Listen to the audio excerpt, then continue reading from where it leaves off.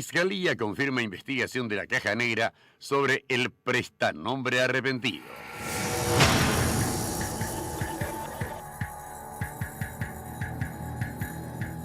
Pasaron por el RUC de esa y el nombre.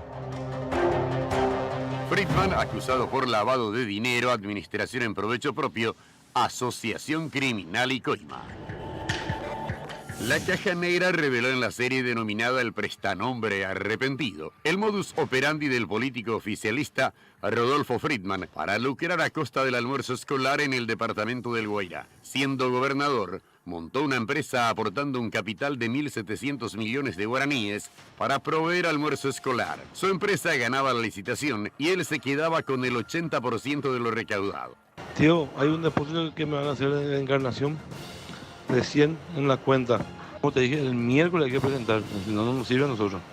Cambiar la administración hacia algo, a mí no me sirve que esté así atrasado. La Fiscalía presentó acusación contra el político por los hechos punibles de administración en provecho propio, lavado de dinero, asociación criminal, cohecho pasivo agravado, todos ellos en calidad de autor. Su esposa, la exmodelo Marly Eliana Figueredo López, fue acusada por lavado de dinero en calidad de autora. El primo del político guaireño, Silvio Álvaro Alfaro Bertolo, fue acusado por administración en provecho propio, lavado de dinero en calidad de cómplice y asociación criminal en calidad de autor. También la Fiscalía acusó a Lourdes González de Melgarejo, contadora de la firma de Eventos y Servicios Sociedad Anónima ESA, por la comisión del hecho punible de administración en provecho propio, lavado de dinero en calidad de cómplice y asociación criminal en calidad de autora. Por último, Eduardo Domínguez, ex secretario privado de Friedman cuando este era gobernador del Guairá, fue acusado por lavado de dinero y asociación criminal. El agente fiscal solicitó elevación a juicio oral en la presente causa. La empresa ESA con Friedman se convirtió en poco tiempo en la principal proveedora de almuerzo escolar a las distintas escuelas del departamento de Guairá. Solo en un año, la empresa montada y gerenciada por Friedman se adjudicó un contrato de 15.000 millones de guaraníes para la provisión de almuerzo escolar en Guairá. Además, fue acaparando licitaciones incluso en municipios y gobernaciones de la zona. La firma ESA fue creada para ganar licitaciones de almuerzo escolar en el departamento del Guairá. Inicialmente aparecía como accionista Eber Noguera, actual diputado. Siendo Friedman senador y miembro del gabinete, la empresa siguió operando y ganando licitaciones en otros departamentos. El negocio era manejado por la contadora de Friedman y por Álvaro Alfaro, primo hermano de Rodolfo Friedman. La investigación de la Caja Negra arrancó a través del portal de la Dirección Nacional de Contrataciones Públicas, donde se cruzó la información de las licitaciones que iba ganando la empresa ESA y efectivamente se pudo comprobar que pese a presentarse a las licitaciones con un mayor precio, siempre ganaba. También se pudo corroborar que en algunos casos ganaban dos empresas, pero a la ligada al gobernador le daban más escuelas para repartir el almuerzo que a las otras. Luego, ahondando en las pesquisas, se pudo cotejar que cuando Rodolfo Friedman fue electo senador de la Nación en el 2018, seguía operando para ganar licitaciones con la empresa ESA, pero ya en otros puntos del país. Audios, vídeos y conversaciones a través de WhatsApp, a los cuales accedió en forma exclusiva a la producción de la Caja Negra, demostraron efectivamente que Rodolfo Friedman era el dueño de la empresa en cuestión. El testimonio del prestanombre arrepentido, Alexander Retorales, fue clave en la investigación. También se encontraron cheques que salían de las cuentas de ESA para pagar viajes de placer de la familia Friedman. También el senador le compró una lujosa camioneta a su esposa por un valor de $109.000, así como joyas y obras de arte, todos pagados con fondos de la empresa, lo que demuestra que esa era su propiedad. La empresa ESA tenía dos cuentas bancarias en un banco en la ciudad de Villarrica, una en guaraníes, donde se depositaban los cheques cobrados por la provisión de almuerzo escolar, y otra en dólares, donde se depositaban las ganancias del gobernador por su condición de socio mayoritario. Llevaba el 80% de las utilidades. Estos hechos fueron recogidos por el Ministerio Público y sirvieron de base para la acusación del senador Rodolfo Friedman, su esposa, un primo que era su hombre de confianza dentro de ESA, y varias otras personas de su entorno. En todos los manuales de periodismo de investigación se sugiere seguir la ruta del dinero a la hora de buscar pistas que involucren a los investigados. El maestro Daniel Santoro lo explica a la perfección al indicar que siempre existe un hilo conductor detrás de la plata negra. Esto es lo que ocurrió con el dinero del almuerzo escolar en el departamento de Guairá, donde una empresa de nombre Eventos y Servicios Sociedad Anónima, ligada al exgobernador y actual senador del Partido Colorado, Rodolfo Max Friedman, desde hace casi 5 años, viene facturando millones de guaraníes tanto a la gobernación como a los municipios de la zona. El impacto social que causó la investigación fue de repudio de la ciudadanía, ya que se realizaron y siguen haciendo constantes manifestaciones pidiendo que Friedman sea expulsado del Congreso de la Nación, donde un grupo de senadores presentó el pedido de pérdida de investidura, pero que por un acuerdo político el requerimiento no tuvo eco. Todos estos hechos fueron expuestos a lo largo de más de un mes en las diferentes emisiones de la Caja Negra, generando la indignación ciudadana por la forma en que se estaba negociando con la comida de los niños. Todo el abanico de pruebas a través de esta investigación es cabeza de un proceso penal que podría finalizar con la condena a 15 años de cárcel de un, por ahora, senador de la Nación.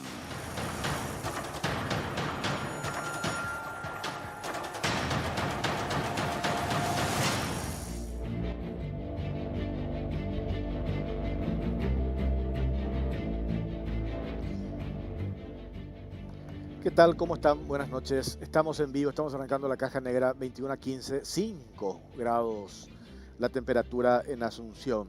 Esta es una parte del informe que acabamos de ver. Fue clave el testimonio de Alexander Torales, el ex socio comercial de Friedman, que estuvo acá 3 programas estuvo.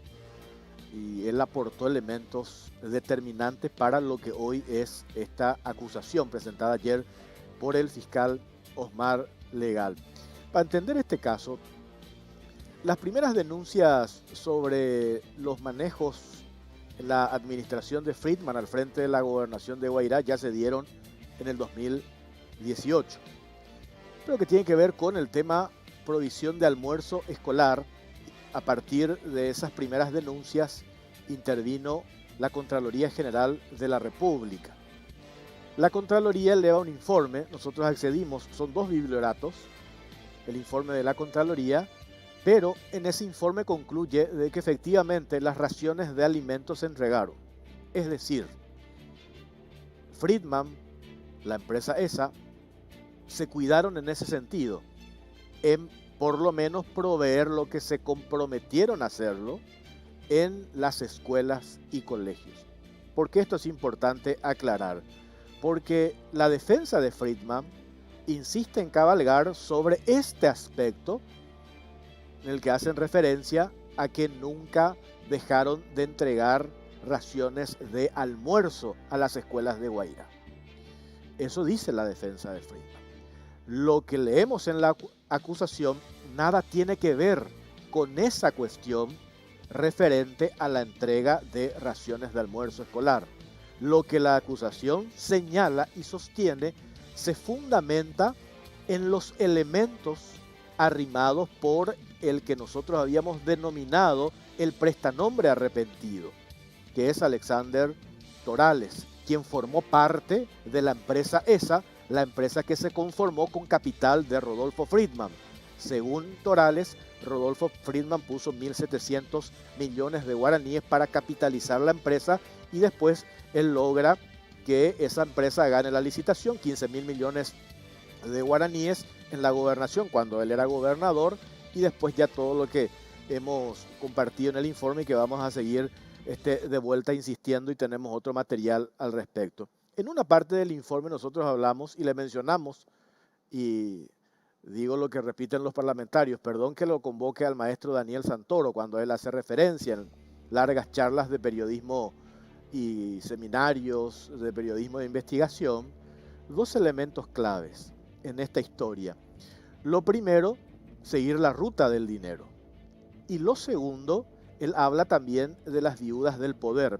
No siempre quienes hacemos periodismo de investigación tenemos a una viuda del poder con las características que tuvo Alexander Torales. ¿Por qué digo esto? Porque, ¿y quiénes son las viudas del poder? Son personas que, funcionarios públicos o del sector privado, que formaron parte de un esquema que después, al quedar fuera de ese esquema de corrupción a veces, deciden cantar, revelar el modus operandi. Lo ideal para quienes nos dedicamos a este oficio es siempre estar detrás o conseguir una viuda del poder. Generalmente eso no pasa, pero en este caso sí sucedió. Nosotros contactamos, hablamos con Alexander Torales y él no solamente aprueba audios y no solamente aprueba conversaciones de WhatsApp, él aporta muchos elementos que hacen para que se conforme la historia que hemos presentado durante casi un mes en varios capítulos de la Caja Negra. A partir de esos datos que él aporta, se construye la historia del prestanombre arrepentido y cómo se utilizó la empresa esa para beneficiarse con licitaciones primero en Guairá, después en el municipio de Villarrica y después se extendió esto a otros municipios y a otras gobernaciones, como por ejemplo la gobernación de Caaguazú y otros municipios en otros departamentos, como por ejemplo 2 municipios en el departamento de Itapúa. Es decir, la clave también, y esto sirvió muchísimo a la investigación de la Fiscalía, al fiscal Osmar Legal, lo que aportó este testigo clave para ellos, el señor Alexander Torales, porque, reitero, él no solamente muestra estos mensajes de WhatsApp que hemos difundido acá, o los audios, sino toda la documentación que tiene que ver con conformación de la sociedad, tiene que ver con depósitos de guaraníes que se realizaron en el Banco Interfisa, allí en Villarrica, 2 cuentas, uno en guaraníes, otro en dólares, y a partir de eso, la Fiscalía, el año pasado, en agosto, decide la imputación. La imputación es cuando la Fiscalía tiene la certeza, tiene indicios. Hoy con la acusación ya tiene la certeza positiva de lo que fue la imputación, una presunción en su primer momento, hoy ya tiene la certeza positiva. ¿Por qué la Fiscalía concluye y tiene la certeza de la existencia de estos hechos punibles?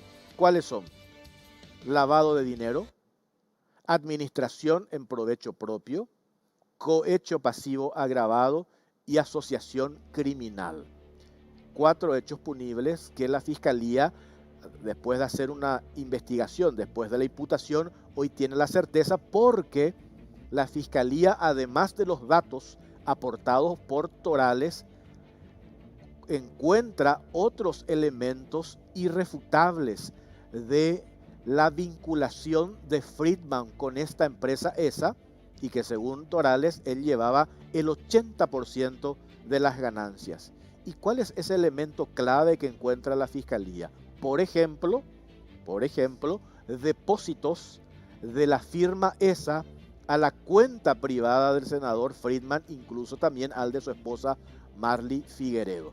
Y otras cuestiones que le estamos buscando al fiscal Osmar Legal sé que ya habló un montón sobre este tema, pero para tener la puntualización de 2 aspectos claves para entender esta historia.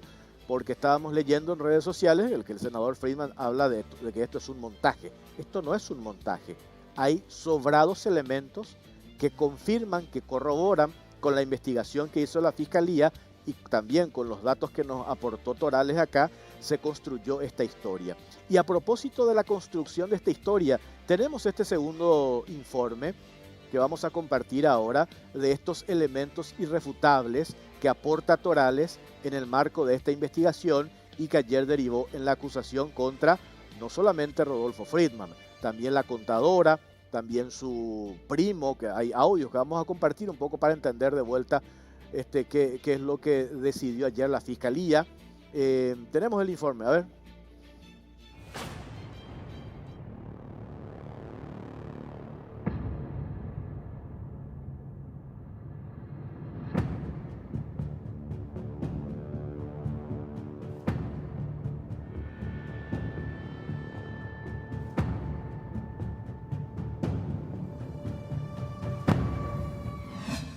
Joyas de $35.000, viajes, autos 0 kilómetro, los lujos de Friedman financiados con su caja paralela.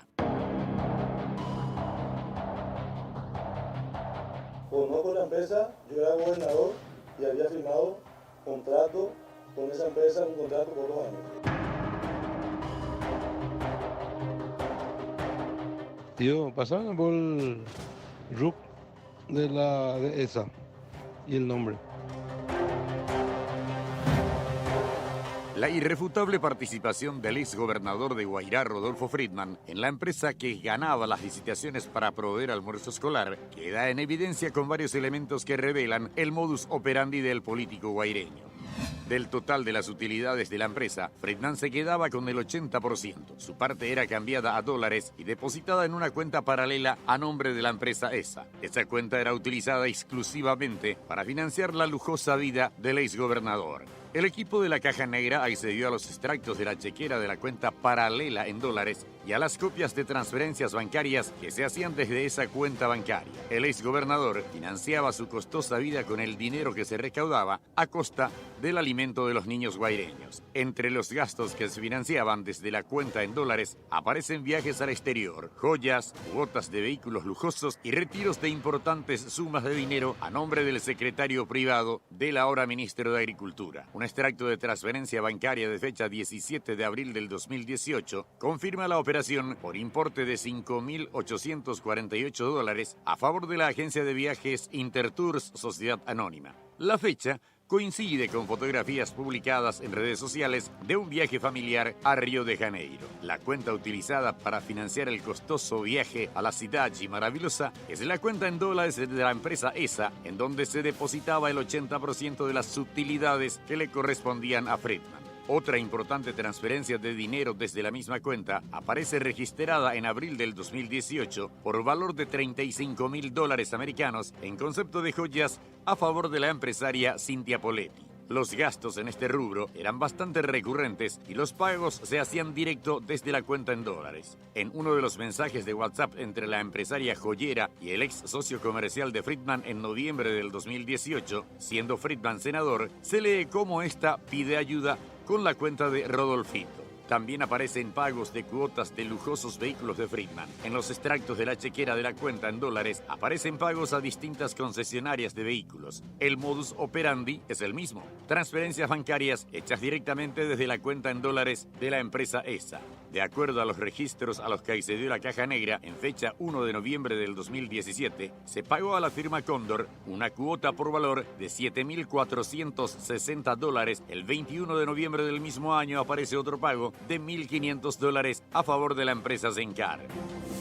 A negar categóricamente cualquier vinculación personal con ningún tipo de empresa que haya proveído algún tipo de servicio en la gobernación del Guairá.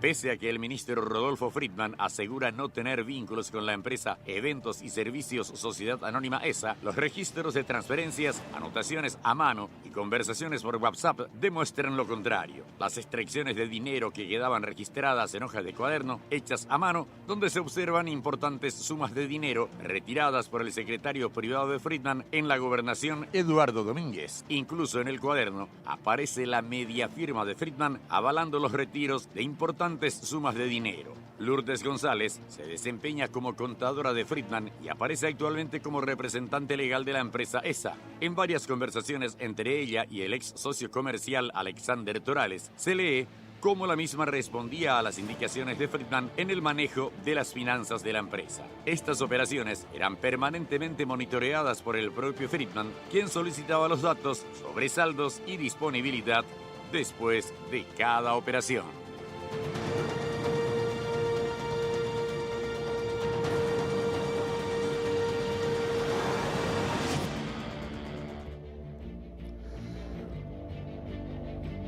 Y ahí está, haciendo un poco un seguimiento y para ir entendiendo, es clave para comprender, porque me estaba fijando incluso en algunas entrevistas, en algunos medios insisten sobre el tema merienda escolar. La empresa ESA nunca proveyó merienda escolar. La empresa ESA solo provee o proveyó, porque hasta ahora funciona esta empresa, almuerzo escolar, no merienda escolar. Y tenés a mano el tweet de Friedman, un poco para poner en contexto también. El senador Friedman, él insiste en este aspecto. Dice, el Ministerio Público corroboró hace tiempo que ningún alimento contratado se dejó de entregar a los niños de Guairá. En el audio, el propio fiscal de la causa admite que no hay lesión de confianza. Claro, lo que les explicaba recién. Esto no tiene nada que ver con la provisión del almuerzo escolar propiamente, sino la conformación de la empresa para él, cuando era gobernador de Guairá, pueda beneficiarse. Por eso en la acusación de la fiscalía se hace referencia, no se menciona lesión de confianza, sino se hace referencia a la presunción de 4 hechos punibles. Administración en provecho propio. El gobernador le contrata a su propia empresa para que provea el almuerzo escolar. Lo otro que tiene que ver con lavado de dinero y también cohecho pasivo, coima, y lo otro, asociación criminal. Esto es lo que pudo corroborar la fiscalía determinar. Lo otro que tiene que ver con la entrega de almuerzo escolar, la fiscalía desecha. ¿Por qué? Porque se avala en un informe conclusivo de la Contraloría General de la República. Claro, en el que sostiene de que se entregaron las raciones de almuerzo escolar y eso no tiene nada que ver con esta causa. Pero hay que aclarar esto. ¿Por qué?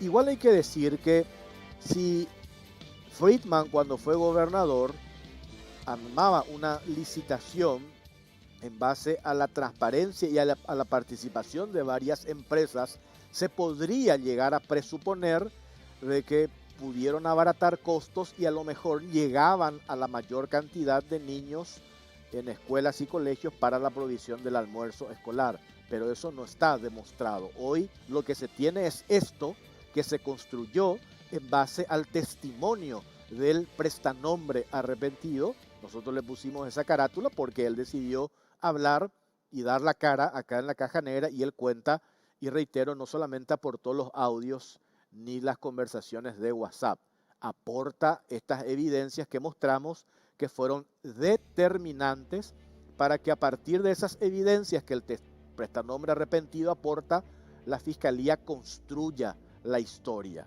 Insisto, que nada tiene que ver con si se entregó o no almuerzo escolar. Para poner de vuelta en contexto, vamos a escuchar algunos audios. ¿Se acuerdan del audio que habíamos pasado acá en la caja negra? Y que también al oír estos audios se confirma la participación directa de Friedman. Era el operador, no solamente él puso plata para que se conforme esta empresa, no solamente se quedaba con el 80% del dinero de las ganancias de esta empresa, sino él era el gerenciador, el que operaba para que se firmen los contratos, el que hacía el seguimiento para el depósito de cheques, hacía el seguimiento para el cobro de cheques en otros municipios, en gobernaciones donde esta empresa ganaba licitaciones. Tenemos esos audios para refrescar un poco la memoria y entender qué es lo que hay detrás de esta causa y lo que derivó en la acusación presentada ayer por el fiscal Omar Legal.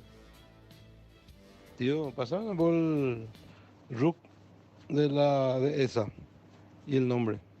Tío, viste esta publicación del 30 de enero. Por eso es importante tener ese servicio que recibí en tu correo, en tu celular. Porque entonces voy al 31, el primero ya te enteras, o ese mismo 30.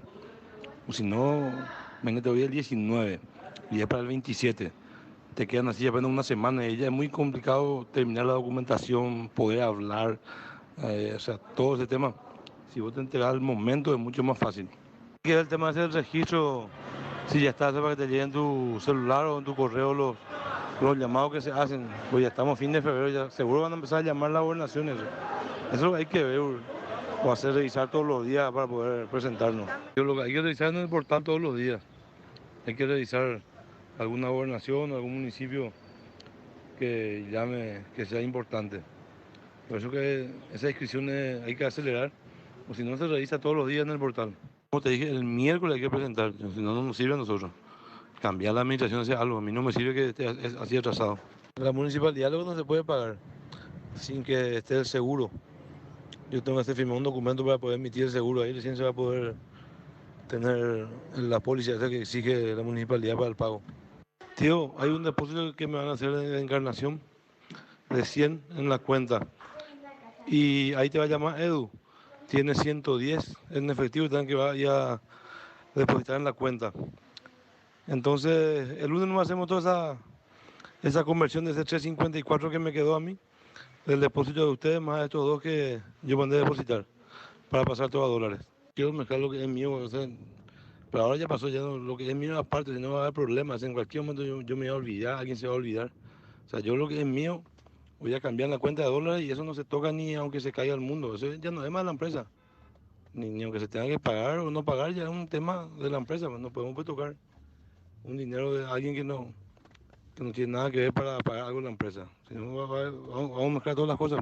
No, esa rendición ya dejan nomás. Yo le dije a Lourdes que dejen nomás. No, que veo me van a dar más rendición de eso. Yo voy a considerar como si fuera que yo no, que no es mío nomás. No, pues, no, yo no quiero que se toque lo que es mío, ya no quiero que se toque. Si se tocó ya es que se quede todo nomás no, para la empresa nomás. En este pago no voy a recuperar todo. Entonces mañana podemos hacer todo. Yo voy a firmar todos los pagos de la mañana. Y ahí de paso yo hago el arreglo con Lourdes de lo que por este pago y se deposita todo y lo que es mío, entonces se hace la conversión en dólares para pasar a la cuenta. Bueno, esta es una parte ¿se acuerdan ustedes de todos los audios que habíamos compartido acá?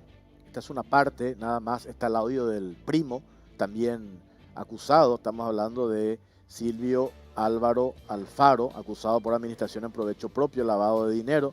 El caso de Marly Figueredo, acusada por lavado de dinero, calidad de autora. El caso de que ella avala, conocimiento tenía de dónde venía la plata para la compra del Mercedes-Benz. ¿Se acuerdan el caso del Mercedes-Benz? Y también está la contadora. La contadora sabía toda la historia y Eduardo Domínguez, el secretario de Friedman, el que llevaba incluso la plata y que le hacía firmar a Friedman su media firma cuando retiraba dinero en efectivo de la cuenta de ESA. Todo esto lo ha aportado por el ex socio comercial de Friedman, Alexander Torales, que entre paréntesis hay que decir, con esta acusación que hace el Ministerio Público, esa querella por difamación y calumnia presentada por Friedman contra Torales ya no tendría sentido. Si ahora la Fiscalía, además de lo que contó Torales, corroboró y aportó y hay elementos nuevos, por eso decide elevar esto a plantear la acusación y pedir juicio oral. Ahí en la placa dice, cuando pasamos el audio, dice ministro de Agricultura. Claro, cuando nosotros pasamos ese audio, en julio del año pasado, era todavía ministro de Agricultura. En agosto se da la imputación a partir de esta denuncia que hicimos acá en la Caja Negra y él lo sacan del cargo de ministro de Agricultura y Ganadería. Este es el caso de Friedman. Ahora, ¿cuál es el siguiente paso? Se tiene que fijar la fecha para juicio oral y público. Hay que decir, a partir de la imputación de agosto del año pasado contra Friedman y las otras personas vinculadas, Marly, su contadora, también su primo, su secretario privado, el fiscal legal en puridad, el tiempo que él tuvo la carpeta para investigar en su despacho, no pasan 40, 50 días. ¿Por qué digo esto? Por las reiteradas incidencias, chicanas, recusaciones planteadas por la defensa de Rodolfo Friedman. Pese a eso, el fiscal, en ese tiempo que él tuvo, cuando le reconfirman después de las recusaciones, él pudo avanzar en la investigación. De hecho, por eso les aclaraba que fue determinante las confesiones, no solamente verbales, del ex socio comercial de Friedman, sino los elementos documentales arrimados por Torales que permiten a la Fiscalía, lo que decíamos recién, hacer el seguimiento de la ruta del dinero y cómo se benefició Friedman siendo gobernador y después incluso siendo senador. Por eso es que se planteó el año pasado lo de la pérdida de investidura al senador Friedman por un abierto caso de tráfico de influencias, porque la empresa siguió operando y siguió ganando licitaciones en diferentes municipios y gobernaciones. Hacemos una pausa, venimos enseguida.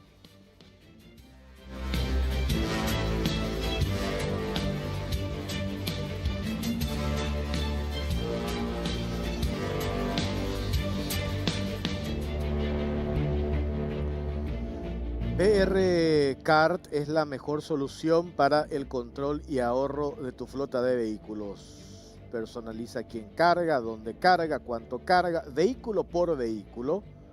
Con su sistema FuelNet tenés control las 24 horas con reportes actualizados cada 5 segundos. Solicita tu BR Cart al 417-5000. BR Cart es de barcos y rodados. A partir del... Vamos a cambiar de tema, dejamos de lado el caso Friedman. Hace 2 programas atrás en la caja negra habíamos enfocado la realidad de unos propietarios ganaderos, la familia Burró, en el departamento de Caazapá. Fueron víctimas de los considerados invasores profesionales, que en realidad no son los campesinos que están ansiosos, ávidos por un pedazo de tierra, sino son invasores manipulados por personas que tienen contactos con políticos, abogados, quienes le prometen a gente que ni siquiera son de la zona que van a acceder a un pedazo de tierra, les cobran una cuota bajo engaño y después le deja en la nada. Y esto, a partir de esa denuncia que nosotros hicimos acá en la caja negra, es impresionante los casos que hemos recibido, similares, mismísimo modus operandi. Esquemas de invasores profesionales que van probando y invaden propiedades donde no hay problemas de tierra, donde incluso el INDER ya aclara que esas propiedades no tienen ningún cuestionamiento, son propiedades que tienen ya 4 o 5 generaciones adquiridas hace años y son tierras productivas donde hay ganado, donde hay cultivos, donde hay industrias, etcétera, etcétera. Y estos invasores profesionales van detrás de esas tierras. Vamos a mostrar ahora un caso de la familia Gorostiaga, caso de la firma Gorostiaga Inmobiliaria S.A. Son 1.500 hectáreas invadidas ya en el 2019 en la localidad de San Vicente Pancholo, en el departamento de San Pedro. Estas invasiones, la que mostramos, la de Caazapá, la familia Burró, ahora la que vamos a mostrar de la familia Gorostiaga, tenemos otro caso que vamos a compartir en los próximos capítulos de la Caja Negra de la familia Duarte en el departamento central. Hay otros casos en el Chaco, otros casos en Alto Paraná. Y esto preocupa. Hay más de 2.000 invasiones, 2.000 invasiones actualmente en nuestro país. El senador Fidel Zavala el otro día compartía información de que en promedio se dan 37 invasiones de inmuebles por mes en nuestro país. 37 por mes. Esto se da ante la pasividad del Estado, ante la pasividad de este gobierno, ante la pasividad del Ministerio del Interior y ante la pasividad de la policía. Y ante esta situación de vuelta, se plantea esto que permanentemente existen sectores políticos con representación en el Parlamento, identificados o vinculados con sectores de la izquierda, disfrazados con la supuesta preocupación de los campesinos que no tienen tierras y presentan proyectos como por ejemplo el que presentó el senador Pedro Santa Cruz, que plantea, entre otras cosas, la despenalización de las invasiones de tierras, un atentado a la propiedad privada, un atentado a la Constitución Nacional, y eso es lo que hoy preocupa. Y ni qué decir lo que pasó en la conformación de la mesa directiva de la Cámara de Senadores, donde aparece el nombre electo, el recutú que logra Óscar Cachito Salomón con el guiño que le hace al sector, a sectores de la izquierda, con evidencias de comportamiento, y ese guiño ya el año pasado, cuando aprobó cuestiones que no tienen absolutamente nada que ver con una seria reforma del Estado, y que le hace un guiño a las invasiones de tierras. Le eligen como vicepresidente primero a Sixto Pereira, Acá en la Caja Negra hemos compartido audios de Sixto Pereira operando directamente con un abogado de nombre Héctor Parodi, vinculado a Cachito Salomón, para armar el desalojo de una propiedad en Canindeyú, una propiedad evaluada en millones de dólares. Es decir, la clase política, y esto es muy peligroso, en un flirteo permanente con estos invasores profesionales, y disfrazan el discurso de que están preocupados por la falta de tierras hacia sectores campesinos. Vamos a mostrar este informe ahora que tiene que ver con la empresa Gorostiaga Inmobiliaria S.A. ¿Qué es lo que pasó con estas tierras, 1.500 hectáreas en San Pedro, y la nula reacción de la policía pese a todos los pedidos de desalojo que se hicieron? Y después vamos a hablar con el abogado de esta firma. Veamos el informe.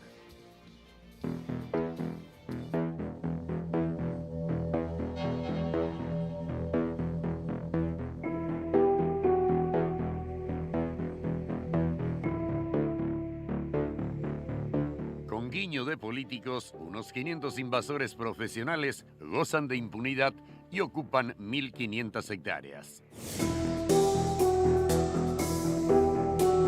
Desde abril del 2019, la firma Gorostiaga Inmobiliaria Sociedad Anónima no puede disponer de un inmueble de 1.500 hectáreas ubicado en el distrito San Vicente Pancholo del departamento de San Pedro, porque allí están asentadas de manera irregular unas 500 personas sin tierra, lideradas por invasores profesionales y amparadas presuntamente por los políticos de la zona. Desde su adquisición en abril del 2004, las tierras son sumamente productivas y tanto la empresa Gorostiaga como los arrendatarios han llevado adelante exitosos trabajos agropecuarios en el sitio. Sin embargo, en el año 2008, el inmueble comenzó a recibir la visita de personas extrañas que tenían la intención de adueñarse de las tierras, alegando que existían supuestos excedentes fiscales. Tras concretar la expulsión de los invasores, en abril del 2019 nuevamente un grupo ingresó sin autorización al lugar para instalarse de manera irregular. En noviembre de ese año, el fiscal Jorge Encina y agentes policiales procedieron a realizar un operativo de expulsión, pero los ocupantes pidieron un plazo para cosechar sus plantaciones. Se acordó cuando eso que solo 4 iban a ingresar con acompañamiento policial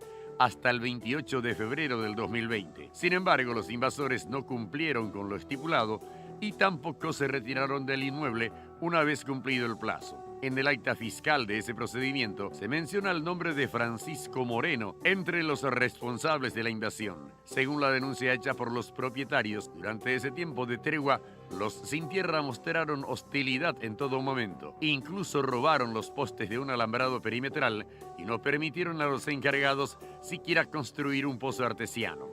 Oye, mo año comentamos ya.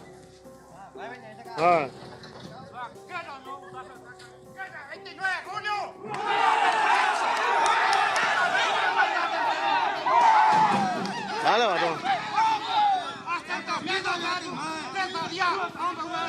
La situación empeoró el 4 de mayo del 2020, cuando un nuevo grupo de invasores ingresó al inmueble en forma clandestina y sin autorización de la propietaria, construyendo más viviendas precarias e introduciendo en el lugar tractores y herramientas con los cuales comenzaron a realizar trabajos de siembra. En reiteradas ocasiones, el fiscal Jorge Encina solicitó acompañamiento policial para la realización de una constitución hasta el inmueble, a los efectos de ordenar la aprehensión de las personas que allí se encontraban, pero la comandancia de la policía recomendó postergar el procedimiento por la pandemia. A la sospechosa inacción policial se sumó el acompañamiento de las autoridades de la zona a las pretensiones de los invasores. En ese sentido, en octubre del 2020, la Mesa Coordinadora de Sin Tierras del Departamento de San Pedro se reunió con el gobernador Carlos Jiménez, el intendente de Santa Rosa de la Guaraí Esteban González y el entonces presidente del Instituto Nacional de Desarrollo Rural y de la Tierra INDERT, Mario Vega Mereles, quien fue destituido del cargo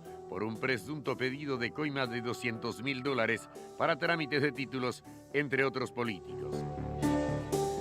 Ñandeo ya que hoy en día cuál solución a todos los compañeros sin tierra, sin techo, ya tranquilidad,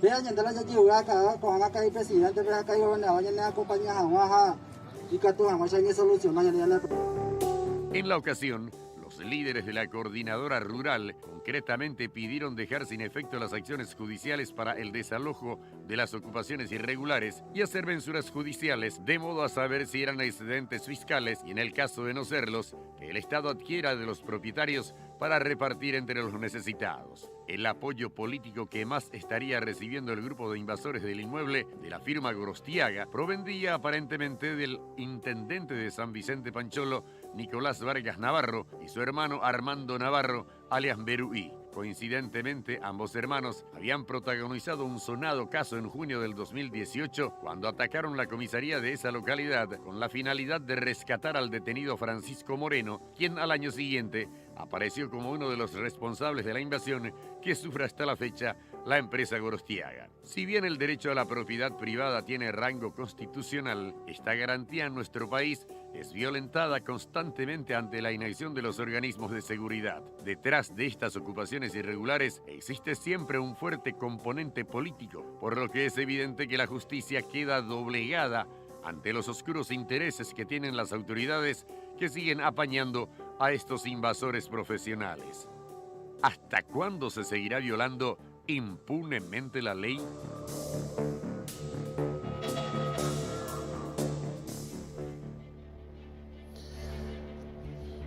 Bueno, sobre este tema está en comunicación el abogado Luis Ayala, abogado de la firma Gorostiaga Inmobiliaria S.A. ¿Qué tal, doctor? ¿Cómo le va? Buenas noches. Buenas noches, Jorge. ¿Cómo te va? Un saludo a vos y a toda tu audiencia. Bueno, accedimos a toda la documentación de este caso, recién presentamos este informe, este relato. Qué preocupante, ¿no? Esta es una propiedad adquirida por ustedes, por los dueños de tu representante en el 2004. Estamos hablando de una zona productiva, una zona dedicada a trabajos agropecuarios.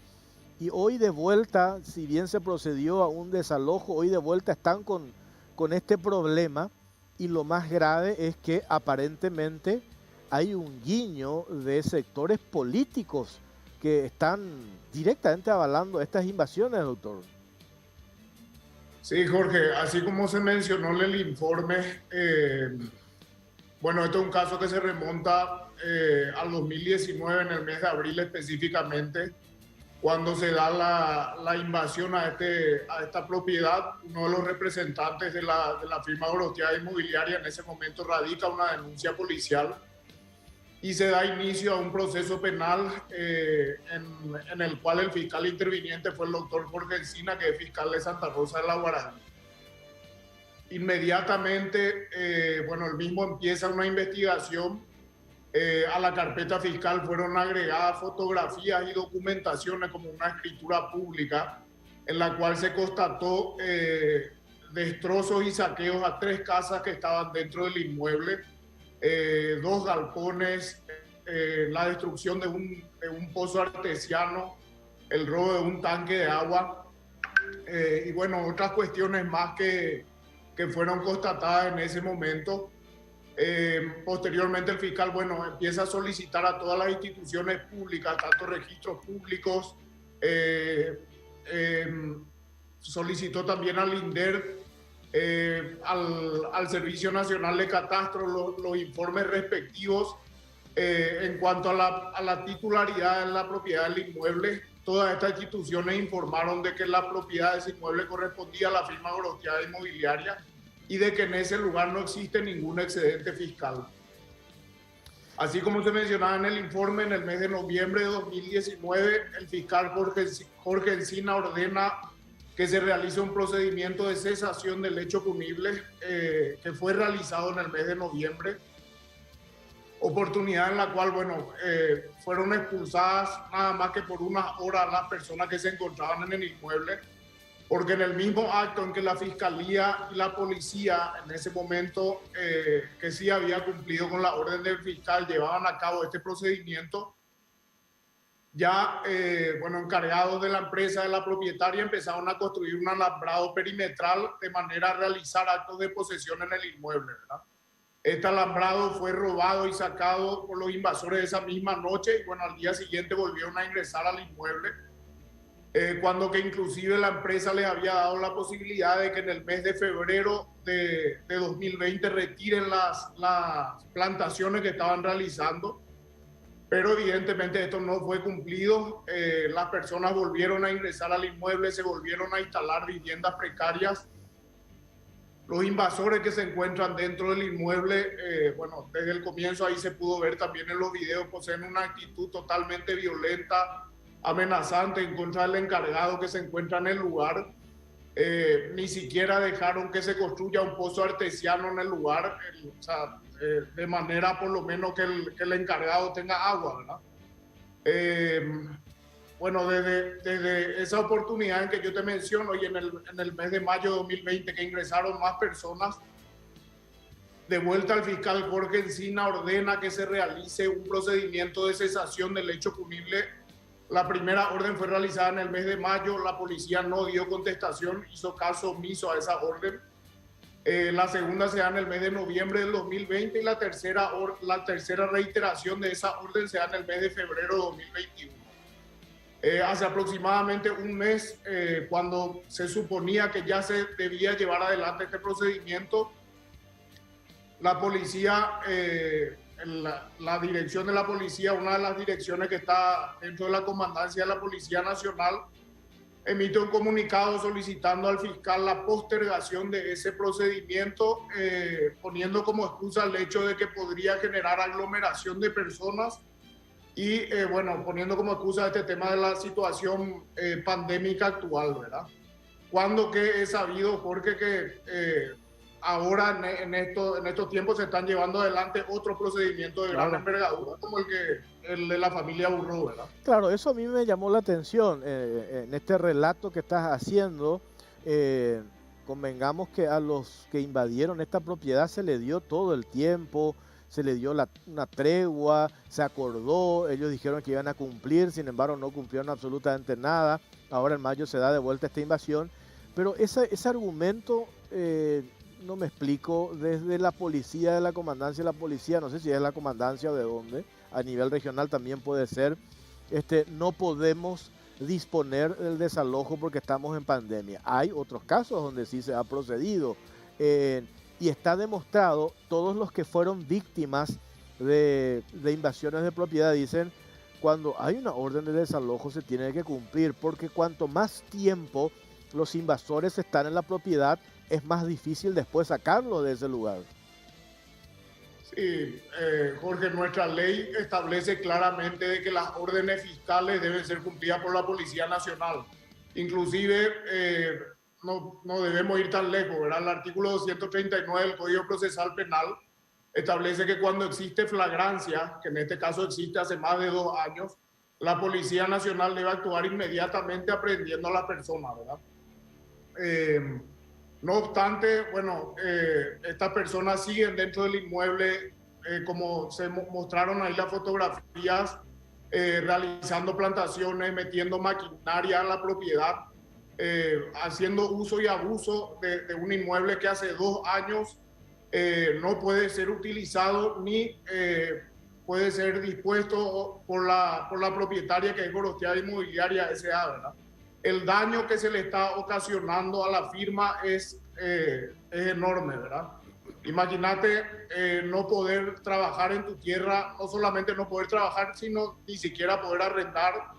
O sea, es realmente una barbaridad que, estando en un Estado de Derecho en el cual se garantiza la propiedad privada, estemos a más de 2 años y que esta gente siga campante en el lugar. Inclusive, Jorge, creo que conviene también mencionar que dentro de este proceso penal que te comenté que se formó, 7 personas ya fueron condenadas, que fueron las personas identificadas al momento del procedimiento del mes de noviembre de 2019.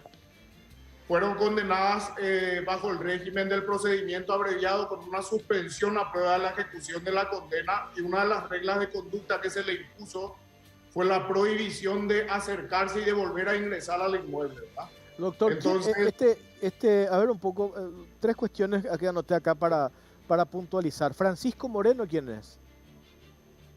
bueno, Francisco Moreno es una persona que se identificó como uno de los líderes de los invasores en este procedimiento del 2019, del mes de noviembre.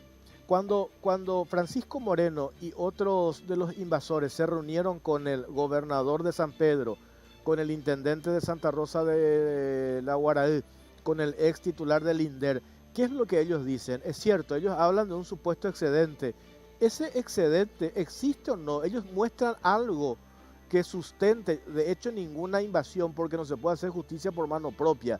Ahí es cierto, una insatisfacción, una falta de respuesta por parte del Estado hacia el sector campesino. Ese es un tema que no está en discusión, pero no se puede hacer justicia por mano propia. Yo no tengo tierra, me voy e invado la que se me antoja. Eso está clarísimo.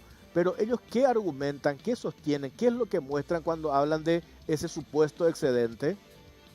Porque el único documento que ellos demuestran cómo se da en la mayoría de los casos de invasión en nuestro país es un comprobante de una solicitud presentada al INDER, ¿verdad? Dentro de este proceso penal, así como te expliqué, el fiscal libró un oficio al INDER solicitando inclusive que se realicen mediciones en el lugar a ver si existía o no un excedente fiscal. Y la propia institución, el INDER, informó de que esta era una propiedad privada y de que en el lugar no existía excedente fiscal, ¿verdad? Y el INDER reconoció de que esta propiedad y este inmueble le corresponde a la firma Gorostiaga Inmobiliaria S.A., ¿verdad? ¿Qué es lo que se tiene que dar ahora? ¿Qué es lo que la empresa, la cual estás representando, hoy solicita? Por supuesto, el deseo de seguir trabajando, de seguir generando, se dedica la empresa a una actividad agrícola. Hoy está pendiente, ¿qué cosa? El desalojo, que desde la policía dicen no podemos articular esto por la pandemia. Eso es lo que ustedes esperan. ¿Y qué garantías tienen de que no se vuelva a invadir como pasó en otros casos? Mira, Jorge, lo que nosotros esperamos es que se dé cumplimiento a estas 3 órdenes fiscales, que bueno, la policía hasta el momento lo único que nos dice es que estamos en época de pandemia y no pueden cumplirla, ¿verdad? O sea, lo que le contestan ellos al fiscal, ¿verdad? Esperamos que se dé cumplimiento a esta orden fiscal y que, bueno, la empresa pueda volver a disponer de un inmueble que le corresponde y que, como te dije, hace más de 2 años no pueden utilizar ni disponer el inmueble. O sea, en síntesis, hoy tenemos que... a mí me gustaría hacer seguimiento a todos los temas que hacemos acá. Le hacemos seguimiento en otros capítulos de La Caja Negra, lo hacemos también en Radio 1, en otros espacios que tenemos. Mañana yo tendría que llamarle al comandante de la Policía Nacional a preguntarle por qué no se ejecuta la orden de desalojo que tienen acá en esta propiedad. No solamente una orden, Jorge, fueron 3 órdenes, ¿verdad? La primera ya dictada en el mes de mayo de 2020, la segunda fue dictada en el mes de noviembre del 2020 y la tercera en el mes de febrero de 2021, ¿verdad? Donde el fiscal ordena claramente que la Policía Nacional organice un grupo de policías que le acompañen al lugar a los efectos de proceder a la aprehensión de estas personas, ¿verdad? Y estas 3 órdenes hasta el día de hoy no se cumplen, ¿verdad? Evidentemente acá existe una falta de voluntad política, no sabemos motivada por qué situación, porque es de conocimiento público de que la situación pandémica actual no impide que se realicen este tipo de procedimientos. Absolutamente, supongo yo que también el ministro del Interior tiene una intervención y participación directa en esta historia, también, no solamente el comandante de la Policía Nacional, ¿no? Sí, esperamos, Jorge, realmente que, bueno, agradecemos tu espacio y esperamos que realmente se proceda a dar cumplimiento a una orden fiscal, ¿verdad? Estamos en un Estado de Derecho, como te dije, las leyes establecen claramente que las órdenes, tanto judiciales como fiscales, deben ser cumplidas por la Policía Nacional. Y bueno, esperamos que todos los organismos, tanto la Comandancia como el Ministerio del Interior, arbitren los medios necesarios como va a cumplir esta orden fiscal. Doctor, gracias por su tiempo, muy amable. Muchas gracias por el espacio, Jorge. Un saludo. Hasta luego, Luis Ayala, abogado de la firma Gorostiaga Inmobiliaria S.A. Ustedes se dan cuenta, por situaciones como estas, y quiero aclarar, hay una nula respuesta por parte del Estado a la problemática del campo, la situación de los campesinos. No se ha hecho una reforma profunda del INDER. Nosotros acá hemos hecho varias denuncias de este gobierno, incluso con Horacio Torres, quien estuvo al frente del INDER, entre paréntesis protegido de Rodolfo Friedman, después el caso Mario Vega, ambos salieron por escándalos de corrupción. No hay una respuesta por parte del Estado. Por supuesto, no se puede alentar por parte de algunos referentes políticos a hacer justicia por mano propia, ir a invadir propiedades que se les antoja a los invasores. Eso no se puede. Hay una garantía, la Constitución Nacional hace referencia a la prevalencia de la propiedad privada. Pero, ¿qué es lo que preocupa acá también? Y se dan cuenta por qué es peligroso la presentación de proyectos como el que presentó Pedro Santa Cruz, del partido PDP, el partido de Cire Masi, que votaron para que Cachito Salomón sea presidente del Congreso. Proyecto que pretende la despenalización de las invasiones de tierras. 6 meses después ya nadie le puede sacar a los ocupantes. Eso es gravísimo. Si bien para que se apruebe este proyecto, a lo mejor en el Senado no corre, o a lo mejor corre en el Senado, no sabemos cuál es el comportamiento allí, pero hay un cerrojo que eso no va a pasar en la Cámara de Diputados, porque sabemos cuál es la posición que tienen allí los diputados. Pero el solo hecho de presentar un proyecto como este, como el que presentó Santa Cruz, y que esté en el debate, que los medios se hagan eco, genera una falsa expectativa para estos ocupantes, una falsa expectativa, y después se complica para que la policía haga su parte, para que la fiscalía ordene el desalojo, etcétera, etcétera. Por eso es muy preocupante estas pretensiones que tienen estos parlamentarios, como el caso de Santa Cruz, o como opera, por ejemplo, el senador Sixto Pereira del Frente Guazú. Eso lo decimos con propiedad, porque acá hemos denunciado, pasado, incluso hemos compartido audios, cómo opera, y utilizando o hablando en nombre de los campesinos que no tienen tierras, que es una realidad, pero lo que hay detrás de quienes operan. En el caso de Pereira, que habíamos denunciado en la Caja Negra, aparece el nombre de un abogado directamente vinculado a Cachito Salomón, el actual presidente del Congreso.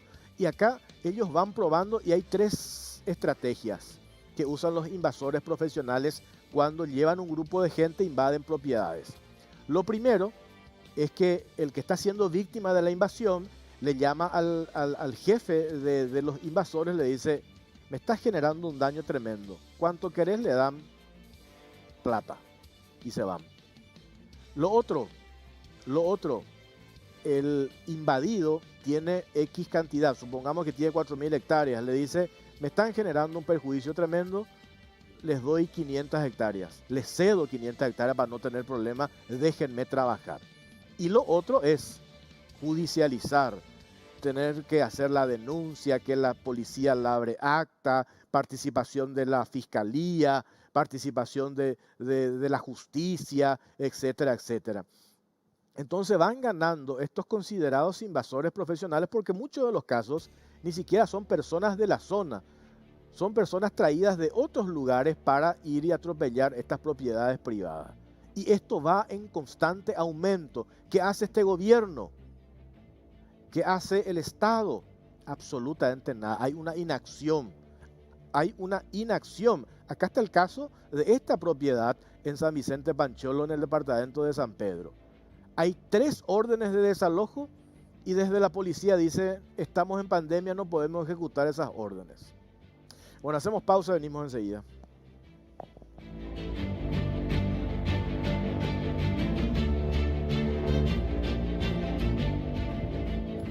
Llegó a Inverfin el nuevo Motorola G9 Plus, que viene con un sistema de 4 cámaras con sensor de 64 MP.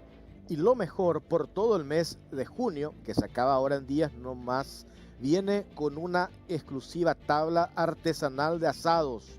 El regalo perfecto para papá.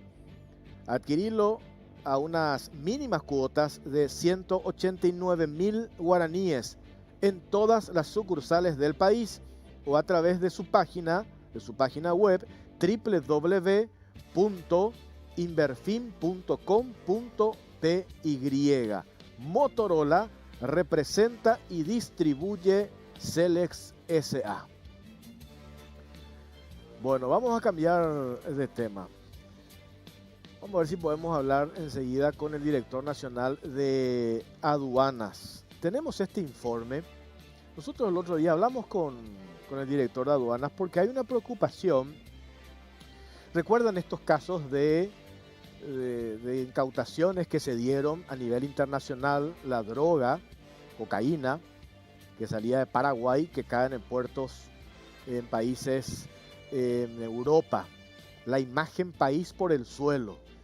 Y nos preguntábamos qué pasa o por qué no funcionan, por qué no se adquieren los famosos escáneres. Estos escáneres que hoy tiene la Dirección Nacional de Aduanas ya fueron adquiridos en la época de Margarita Díaz de Vivar. ¿Cuánto tiempo? Cuando Nicanor era presidente de la República. Muchos de esos escáneres hoy ya prácticamente no funcionan.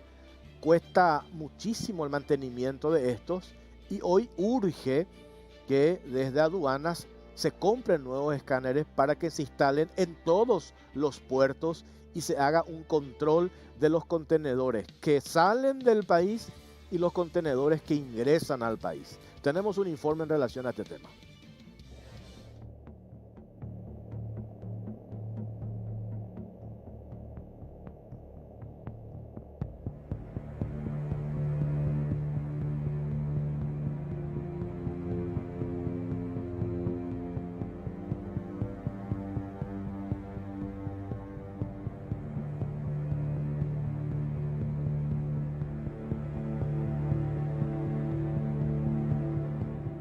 Narcos tienen vía libre para exportar. Aduanas necesita escáneres en todos los puertos.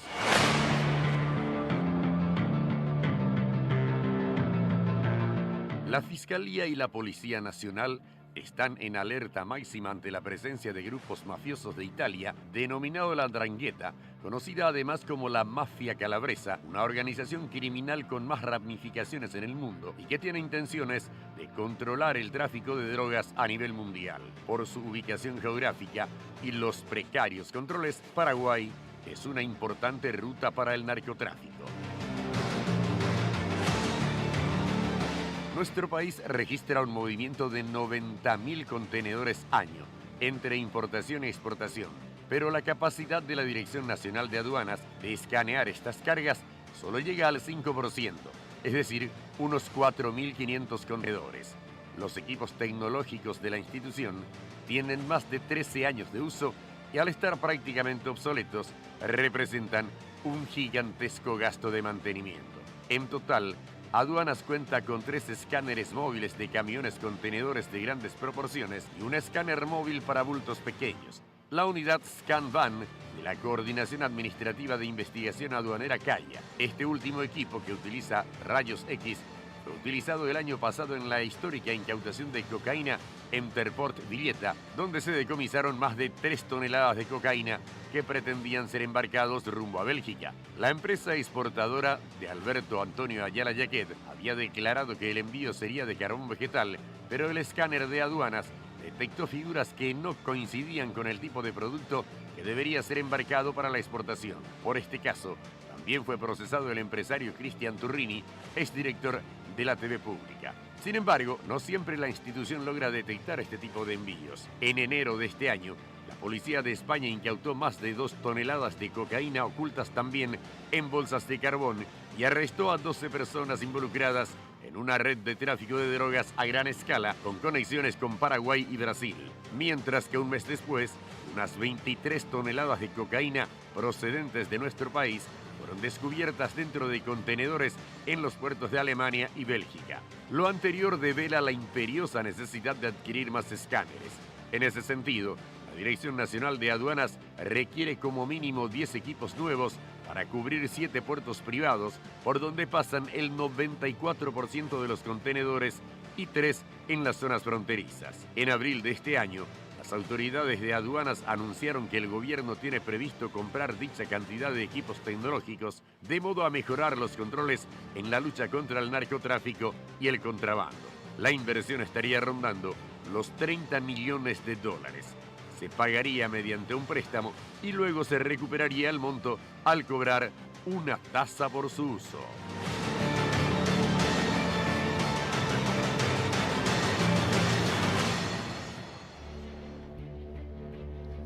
Bueno, y estos datos son muy interesantes que estábamos recabando. Por ejemplo, que nuestro país registra un movimiento de 90.000 contenedores por año. 90.000 entre contenedores que ingresan y contenedores que salen, es decir, importación y exportación. Pero la actual capacidad que tiene la Dirección Nacional de Aduanas llega a 5% la capacidad de controlar. El 5%, estamos hablando de 4.500 contenedores por año de los 90.000. ¿Qué dice la Dirección Nacional de Aduanas en relación a este tema? La última charla que tuvimos nosotros con Julio Fernández, el director nacional, nos dijo que la institución estaba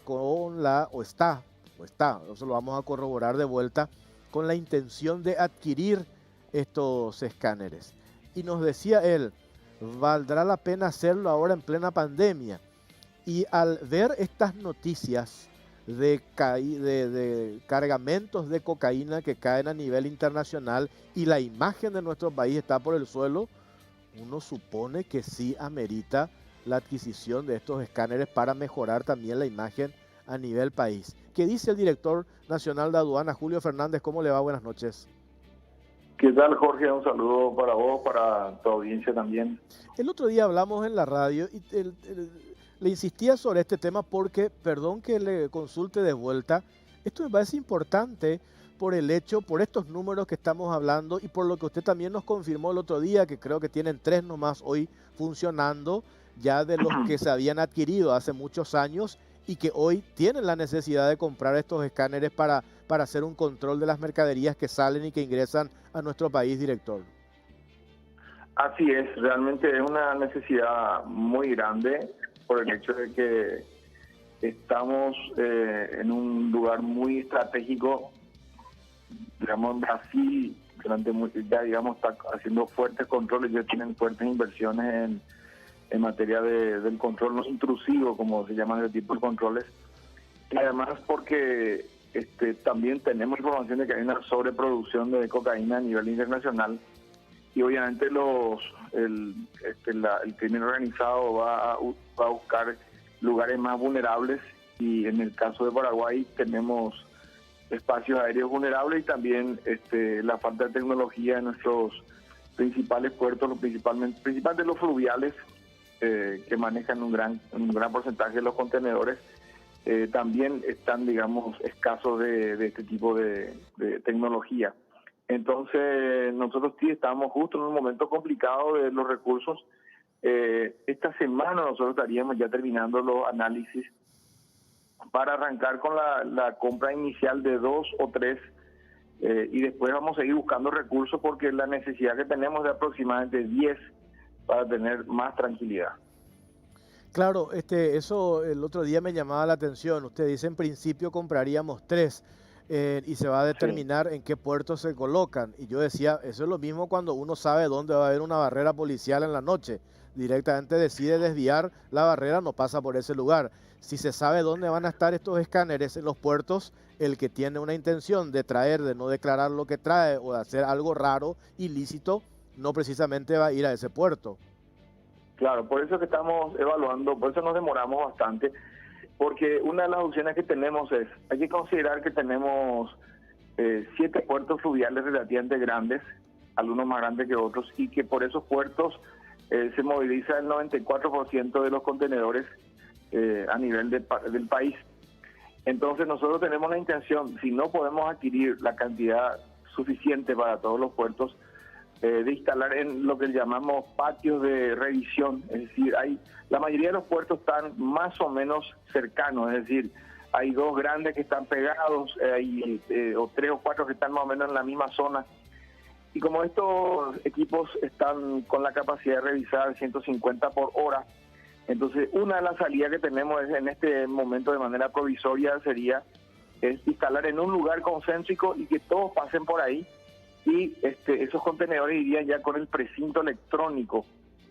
Es decir, que si se llega a alterar o a abrir, van a saltar alarmas. Entonces, es una de las opciones que estamos manejando si comparamos 2 o 3, instalar en lugares estratégicos donde pueda servir para varios puertos al mismo tiempo, porque también al analizar, si uno piensa que son 150 por hora, entonces en 8 horas uno hace una gran cantidad, y entonces eso sería una medida temporal, pero sí estamos buscando todas las opciones posibles, y arrancaríamos con 2 o 3 en este año, y después estaríamos, la idea también es instalar un plan para ir equipando hasta que tengamos todos los puertos cubiertos, y también tenemos la intención de ya no permitir que surjan puertos fluviales nuevos si es que no cumplen con, si no compran al mismo tiempo los escáneres, de lo contrario nuestra brecha se amplía.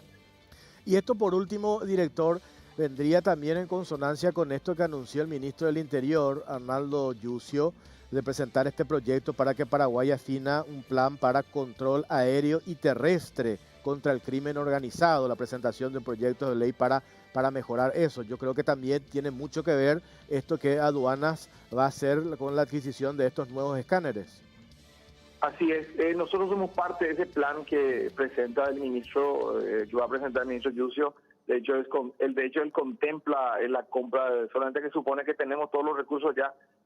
Nosotros estamos en esa búsqueda, y incluso estamos viendo algunas modalidades financieras de compra por cuota, estamos viendo la cuestión legal, pero arrancamos con 2 o 3 este año. Y sí, es cierto, si no tenemos la otra pata, digamos, de la mesa, que es el tema de los radares, los aviones que puedan derribar, avionetas que sobrevuelan con cocaína, obviamente tampoco los escáneres van a ser suficientes. Incluso ahora habrán escuchado la noticia de que en Europa cayó nuevamente, desde Uruguay salió un contenedor, entiendo que fue 1 tonelada, no sé cuánto, pero que salió y fue escaneado en Uruguay, quiere decir que es posible que fue contaminado por el camino. Claro. Director, seguimos en contacto, gracias por su tiempo, muy amable. Gracias, Jorge, con gusto. Hasta luego, Julio Fernández, director nacional de Aduanas. Última pausa, venimos enseguida.